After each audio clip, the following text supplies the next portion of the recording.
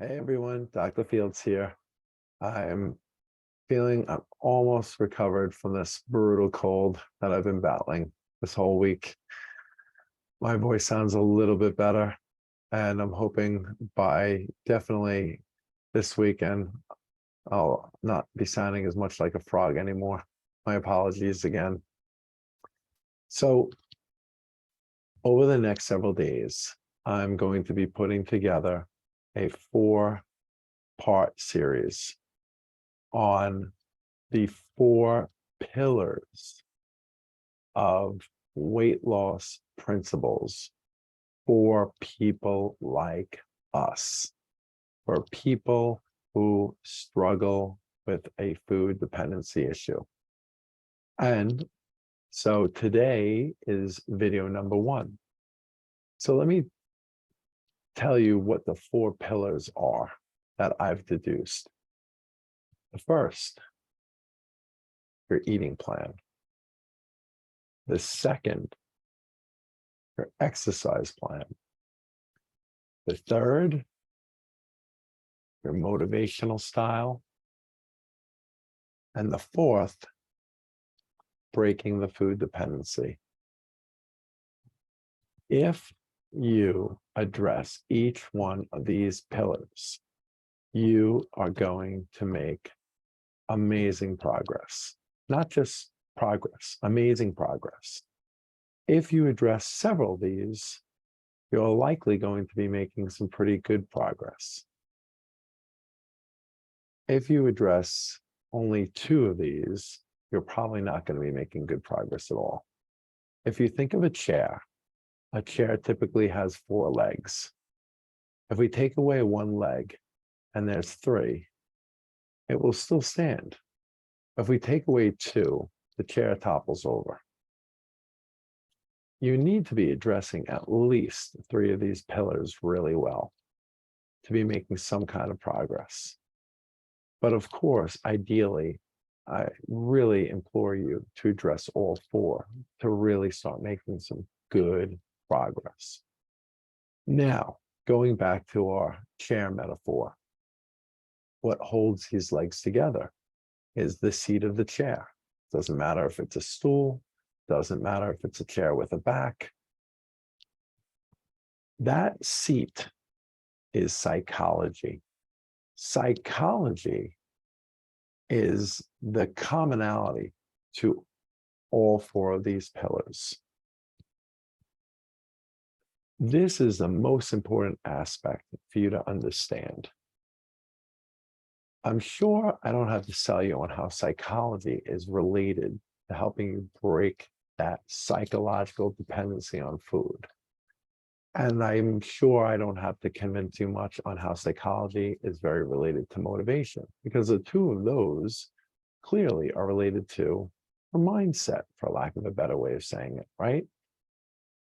But many of you may not understand how psychology is involved in the food plan you create and the exercise program. Think of what I just said, the food plan you create and your exercise program. Because these plans need to be individualized and need to be about you, psychology has everything to do with it.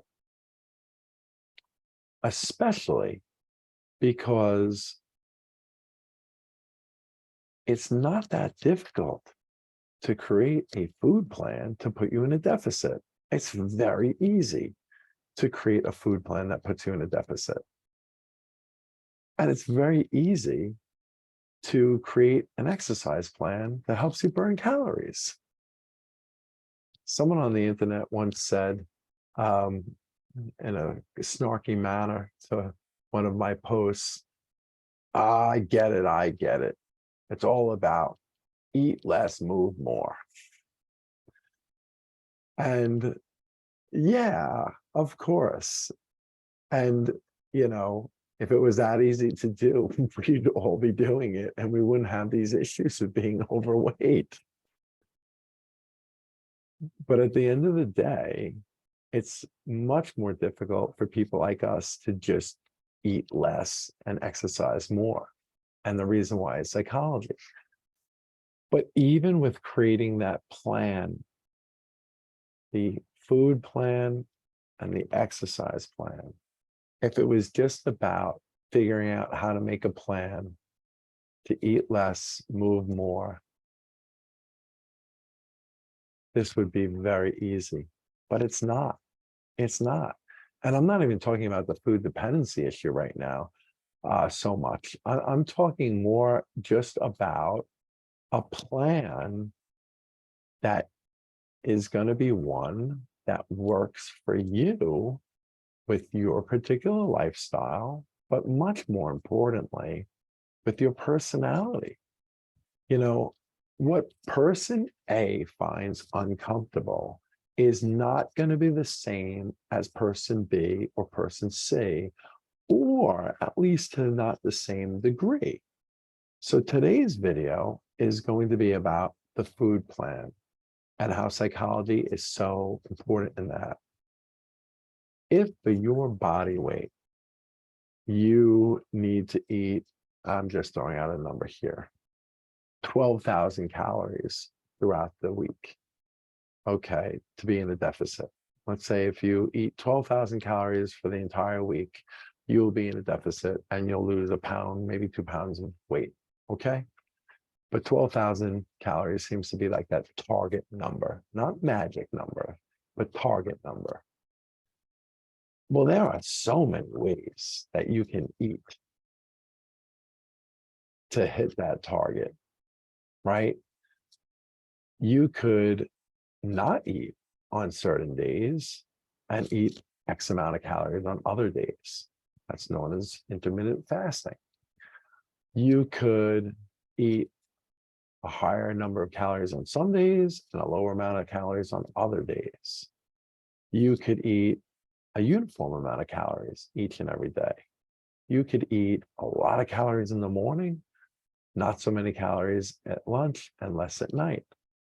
You could eat some calories in the morning, some more calories a few hours after that, some more calories a few after that, et cetera, to up to 6 or 7 meals a day. You could eat nothing the entire day until you get to dinner, which is another offshoot of intermittent fasting. There are so many ways, not to mention qualitative factors, right? So calories are, when you're talking about calories, you're talking about quantity, right? When you're talking about the types of food, you're talking about quality. So certain foods are going to satiate you more, and that can be individual specific. Certain people will feel very good after a few rice cakes, and other people will be like, that does nothing for me. I hate that. It really depends on you. Some people get really full on carbs, other people get really full on protein, and other people on fat. There are so many different ways to do this. And there is no right way other than the way that works for you, in the sense that you're going to stick with it. Listen, any plan from A to Z that gets you to your target weekly calories is going to work if that's the target that's going to get you to lose weight. But what you need to think about is which one of those plans from A to Z is going to be the least uncomfortable and the one that I'm going to stick with. The least uncomfortable for who? For you. You're the only one that counts. How many times have your friends said, I have found the most amazing diet. I'm losing weight. It's not hard to stick with. I'm doing great. And then you try the diet and it doesn't work. You can't stick with it. You find it uncomfortable. You find it intolerable. And what do you conclude? That diet stinks. Or worse, I'm just not made to lose weight. When meanwhile, it had nothing to do with the diet. And it has nothing to do with your ability to lose weight. It had to do with you choosing the wrong diet or the wrong food plan.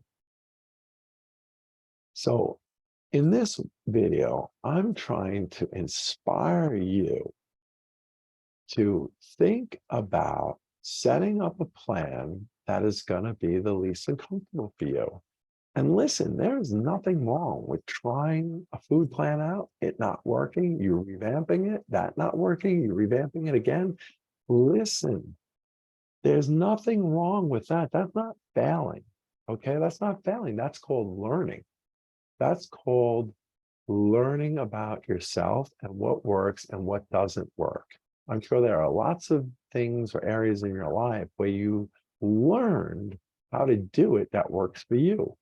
Maybe it has to do with like how to keep your house tidy, right? Or something like that. And you learned a system that works for you.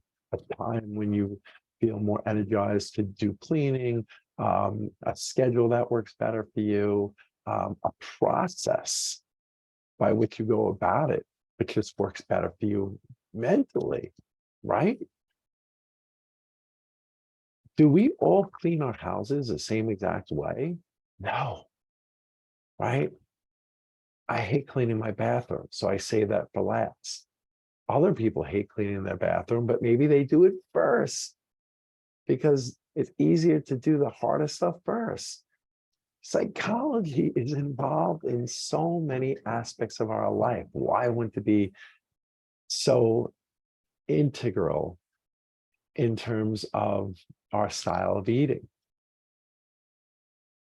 You must start experimenting with different food plans in order to find the one that works for you. It is not failing if you keep going back to the drawing board, so to speak, and finding another plan and another plan, and another plan. And through that process, you're learning at the very least what doesn't work for you. And let me tell you something, there's something very valuable about learning what doesn't work for us. We learned that this doesn't work for us, so don't do it anymore. Stay away from that. And that only is going to help us get closer and closer to our ideal eating plan. So what is failure? Failure is trying an eating plan and giving up and concluding, I'm not made to lose weight. I'm not built that way. I don't have it in me. It's not for me.